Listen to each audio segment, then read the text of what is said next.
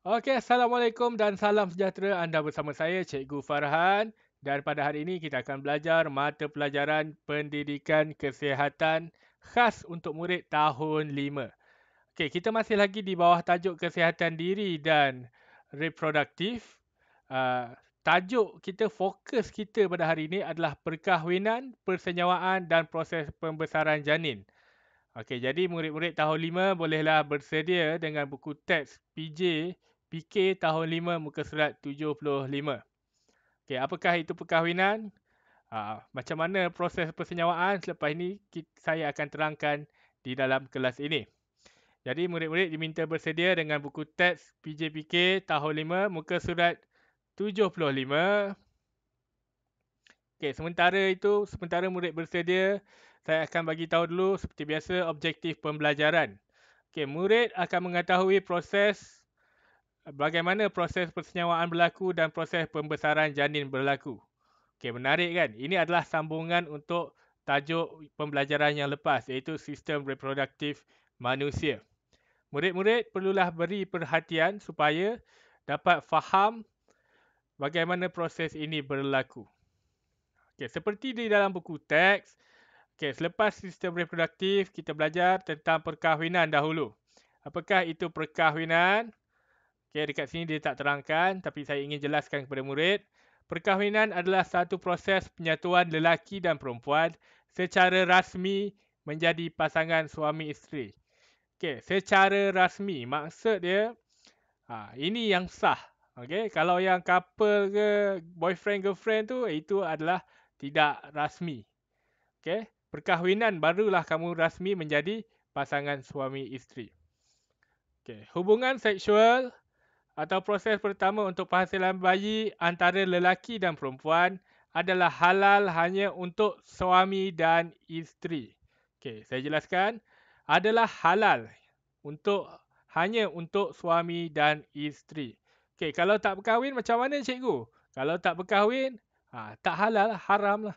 Dia bukan hanya untuk agama Islam sahaja, untuk semua agama. Tidak kira agama Islam, Buddha, Hindu ataupun Kristian. Hanya halal untuk suami isteri. Macam mana nak jadi suami isteri? Perlulah berkahwin. Lihat, ini adalah contoh gambar. Ini gambar pakaian pengantin bangsa Melayu, bangsa Cina dan juga bangsa India. Alright, itu sahaja untuk perkahwinan. Kemudian kita pergi kepada persenyawaan. Saya ambil gambar ni, saya masukkan kepada slide saya yang seterusnya. Proses persenyawaan. Kita lihat apa yang buku teks tulis. Persenyawaan berlaku apabila sperma disalurkan ke dalam faraj dan bersatu di dalam ovum. Persenyawaan. Kita lihat juga kat sini. Proses persenyawaan adalah proses pencantuman atau penyatuan antara sperma dengan ovum untuk membentuk zygote. Jelas? Kalau tak jelas, kita lihat dekat sini. Proses persenyawaan ini sebenarnya mudah saja.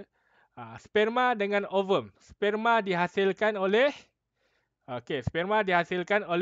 lelaki daripada testis. Dia bergerak daripada testis, pergi ke zakar, masuk ke dalam faraj dan bergerak melalui uterus dan pergi kepada tiub falopia. Di dalam tiub falopia itulah sperma akan bertemu dengan ovum. Ovum ni datang daripada mana cikgu? Ovum itu datang daripada ovari. Kita dah belajar dah sebelum ini. Ovari. Di dalam tiub falopia itu, sperma dan ovum bertemu. Dan apabila bertemu, apa yang dia buat? Sperma ni dihasilkan oleh lelaki banyak. Dia akan bertemu dalam tiub falopia dan hanya satu sahaja yang akan bercantum dengan ovum. Yang bercantum itulah dia akan membentuk zygote. Kita lihat dekat sini gambar yang saya sediakan. Proses pembesaran janin. Tadi saya nak terangkan kepada kamu proses persenyawaan. Proses persenyawaan berlaku di sini. Ovari menghasilkan ovum ataupun telur kita panggil. Sperma masuk daripada sini, dia akan bergerak. Boleh lihat pada mouse yang saya tunjukkan ini, di sinilah berlaku proses persenyawaan. Okey. Proses pembesaran janin, lihat pada buku teks. Saya hanya ambil daripada buku teks saja. Okey. Proses pembesaran janin adalah percantuman sperma dan ovum akan menghasilkan satu sel. Okey, sperma dan ovum ni bila dia bercantum, dia menjadi satu sel. Okey, dan sel ini akan berganda menjadi 2, 4, 8 dan seterusnya membentuk zygote. Zygote akan melekat di dinding uterus. Okey, tadi kita kata proses persenyawaan berlaku di sini. Okey, boleh lihat pada anak panah saya tunjukkan tu. Kemudian dia akan bergerak kembali ke depan. Okey, telur yang dah bercantum dengan sperma ni akan bergerak ke depan. Dia pecah jadi 2 sel. Kemudian pecah jadi 4 sel. Okey, dalam tu, lepas tu ke depan tu jadi 8. Kemudian dia akan berpecah jadi banyak sel dan melekat di bahagian mana? Okey, melekat di bahagian dinding uterus ni. Dia akan melekat di sini. Okey, melekat di tepi tu. Okey. Jelas? Okey. Lepas sel tersebut menjadi zygote, zygote akan membesar menjadi embrio. Okey. Embrio ni yang rupa daripada sel tadi dia jadi embrio. Rupa macam kamu boleh kata nak bentuk macam udang boleh, dinosaur pun boleh. Tapi itu sebenarnya kamu lah, bukan kamu. Kita semua. Kita semua daripada sel menjadi zygote. Dan apabila dia membesar menjadi embrio. Dan bila embrio ni membesar, dia akan menjadi fetus. Okey, fetus ni dia dah berupa lengkap sikitlah seperti manusia. Okey. Kemudian barulah dilahirkan. Okey, fetus akan membesar di dalam uterus ibu selama lebih kurang 9 bulan sebelum dilahirkan. Okey, bila lahir, itulah keluarnya baby daripada perut ibu. Okey. Okey, di sini saya ada sediakan video proses pembesaran daripada zygote membesar menjadi embrio dan menjadi fetus sebelum dilahirkan. Murid-murid diminta memberi perhatian. Okey, video ni pendek saja namun sangat menarik. Okey, saya akan pasang video ini. Usia kehamilan 1 bulan. Pada usia 1 bulan, biasanya bayi masih berbentuk embrio yang memiliki ukuran sangat kecil layaknya kacang hijau. Okey, pada usia 1 bulan dia kata membentuk embrio yang sangat kecil seperti kacang hijau. Sebab calon janin yang berada di dalam perut baru saja mengalami pembentukan. Fase pertama ini sangat rawan, sehingga bunda perlu ekstra berhati-hati dalam menjaga kandungan. 2. Usia kehamilan 2 bulan. Okey, sekarang usia Pada kehamilan tahap usia 2 bulan, biasanya embrio yang ada pada rahim sudah mengalami perkembangan yang sangat pesat, di mana organ-organ dan jaringan tubuh seperti struktur dasar otak, mulut, mata, dan hidung mulai terbentuk. Okey, pada usia 2 bulan ni, okey, sel tu membesar dengan begitu cepat, okey. Dia dah mula membentuk dah organ-organ dan kita dah mula tengok bentuk. Namun bagian-bagian tersebut masih sangat kecil. 3. Usia kehamilan 3 bulan. Memasuki usia 3 bulan biasanya membuat perut bunda bertambah besar.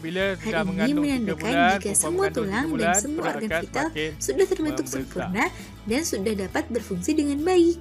Hanya saja pada usia ini bayi belum mampu membuka matanya dan mengaktifkan kemampuan panca inderanya. Okey, pada usia 3 bulan juga organ-organ dia dah mula berfungsi, tetapi panca indera dia masih belum dapat berfungsi dengan baik lagi. Mata belum buka lagi. 4. Usia kehamilan 4 bulan. Ketika memasuki usia 4 bulan, bayi sudah mulai dapat bergerak, mendengarkan suara, hingga tertidur. Okey, pada usia 4 bulan, bayi dah boleh mula bergerak. Okey. Selain itu, bayi yang berkembang dalam tahap ini sudah dapat diprediksi jenis kelaminnya loh bun. 5. Usia kehamilan 5 bulan. Memasuki usia 5 bulan, berat badan dan ukuran tinggi janin sudah sangat berkembang. Selain itu, tulang rawan yang membentuk janin mulai berubah menjadi tulang keras pada umumnya. Hal ini diikuti pula dengan lapisan lemak yang mulai tumbuh untuk menjaga suhu tubuh bayi setelah lahir.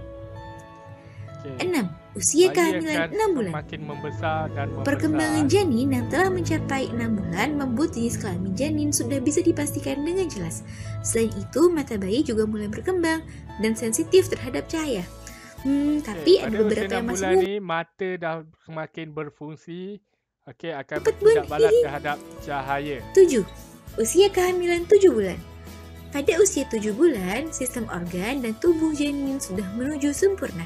Mulai dari Pada usia 7 bulan, organ dalam tubuh badan bayi sudah pun boleh sistem berfungsi indera, dengan sistem sempurna. saraf, dan beberapa sistem lainnya. Janin hingga ibu dapat merasakan sang calon bayi sedang terbangun atau tidur. Hal ini biasanya ditandakan dengan gerakan sadar yang dilakukan bayi Pada seperti waktu inilah menghisap jempol. bayi dia aktif bergerak dalam perut 8. ibu dia. Usia kehamilan 8 bulan. Janin yang memasuki usia 8 bulan pada dasarnya disebut sebagai tahap pematangan. Perkembangan tersebut biasanya berpengaruh pada berat badan dan ukuran janin. Selain itu, janin juga mulai berputar Lihat menuju di dalam perut arah ibu jalan kamu keluar. sebelum kamu dilahirkan macam 9. inilah Usia kamu. kehamilan 9 bulan. Ibu kamu Perkembangan gendong janin di kamu usia ke sana 9 bulan kemari merupakan selama 9 penyempurnaan bulan. setiap tahapan yang sudah dilalui, di mana seluruh organ Sebelum tubuh janin melahirkan sudah kamu. berfungsi sesuai dengan bagiannya masing-masing. Selain itu, kepala janin juga sudah masuk panggul ibu, sehingga biasanya akan ada kontraksi yang dirasakan sebagai pertanda janin sudah ingin keluar. Nah, itu dia, Bun, 9 tahap perkembangan janin selama di kandungan. Semoga bermanfaat, Bun. Okey. Itu tadi yang kamu lihat video yang dipaparkan itu adalah proses daripada sperma yang telah pun bercantum dengan ovum. Okey, dia jadi sel berkembang, kemudian menjadi zygote. Zygote kemudian seterusnya menjadi apa? Menjadi embrio dan embrio menjadi fetus, dan kamu lihat tadi adalah proses pembesaran bayi di dalam perut perempuan daripada bulan 1 sampailah bulan ke-9. Bila dah 9 bulan barulah bayi dilahirkan. Jelas? Saya harap murid-murid faham dengan pembelajaran pada hari ini. Itu sahaja. Fokus kita hari ini perkahwinan, persenyawaan dan proses pembesaran janin. Ilmu ini diharap bermanfaat kepada semua murid-murid tahun 5 dan kepada semua yang menonton. Itu sahaja daripada saya. Kita berjumpa pada kelas yang seterusnya. Terima kasih. Jangan lupa like, share dan juga subscribe. Saya Cikgu Farhan mengucapkan sekali lagi terima kasih. Assalamualaikum warahmatullahi wabarakatuh.